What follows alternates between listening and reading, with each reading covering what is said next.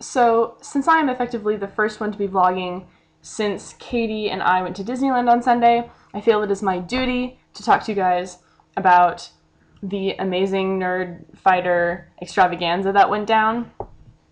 I don't actually have a whole lot to say about it, to be completely honest. Actually, that's not true. I have a lot to say about it, but so much to say that I really can't say a whole lot.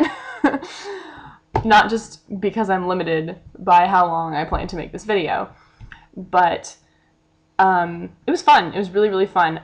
I can't tell you how exciting it is to be able to walk around and just go DFTBA to someone and have them do it back and like not look at you weird.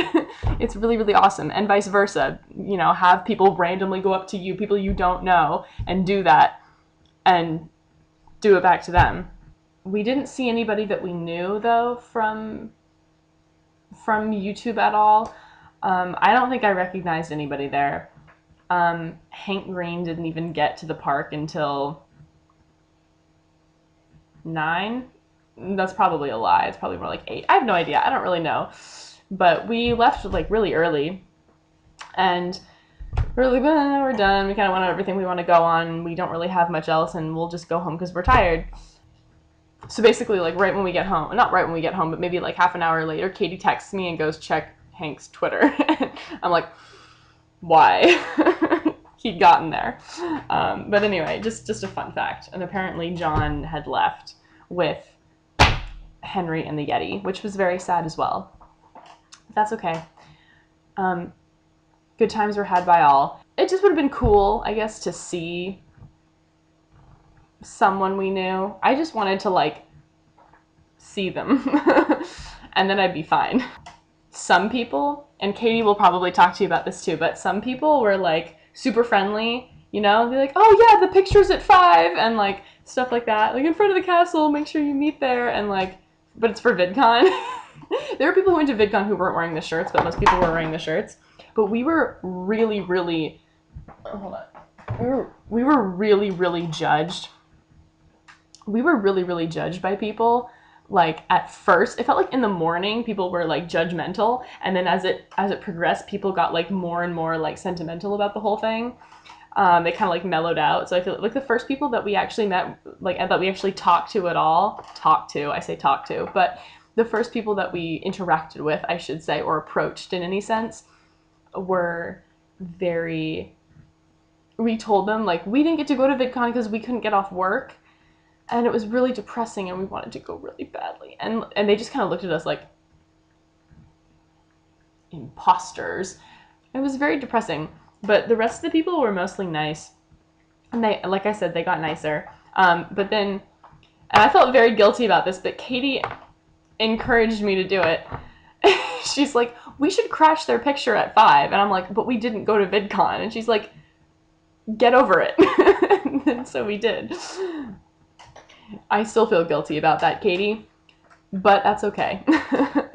It was kind of amusing, and I got to sing a song about quarks with this random guy who started randomly singing it after the picture was over. That was a good time. That was a laugh. I really, really enjoy Strange Charm. It's like easily one of the best songs ever. People came up to us and did this because Katie was wearing a Nerdfighter shirt. It said, I went to Nerdfighteria and all I got was this awesome community. I was like, okay, clearly a lot of Nerdfighters watch Doctor Who, but there are Nerdfighters who don't watch Doctor Who as well. And keeping in mind that this is a VidCon gathering and not specifically a Nerdfighter gathering, there's also, it's also not even guaranteed that 100% of the people who went to VidCon will even understand the Pizza John shirt, you know what I mean? And so I was all like, Katie, no. And then toward the end of the day, several people, actually the first person who made a comment about my shirt was the lady who was like a conductor person for a Disneyland vehicle, which was kind of awesome. And then after that, people started like seeing my shirt and being like, it was good. Because the shirt that I have is a T-Fury shirt. It's like the Whovian crest thing. Look it up, T-Fury Whovian crest. And I will stop describing this now. So I'm really super duper lame and haven't come up with another book to talk to you guys about. I intended to be completely on top of it and have at least one book to talk to you about every single video, but I've failed miserably. I need like a cone of shame or something. But when I was making this video, I did think of one on the spot. So basically what I'm going to do is put a link in the doobly-doo, and you can go to my channel. It'll take you to my channel, and you can just watch like a separate video on this book that I will now describe to you in that video, assuming that you go there. Don't feel bad if you don't want to. You can watch it or you cannot. Whatevs. And that's all. That's all I have for now. Ta-ta!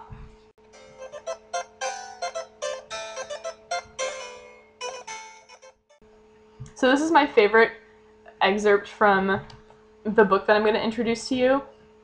The question here is, what is the difference between apples and oranges? So let me tell you, in the words of Bart Tyler Nobleman, next time someone tells you it's like comparing apples to oranges, by which he means that two items you're looking at are radically different, call him on it. Say, oh yeah? Why? Because they're both fruits, and both edible fruits, and both fruits that grow on trees, and both roundish, and both able to fit in the palm of your hand, and both with juices named after them, and both on the warm side of the color spectrum?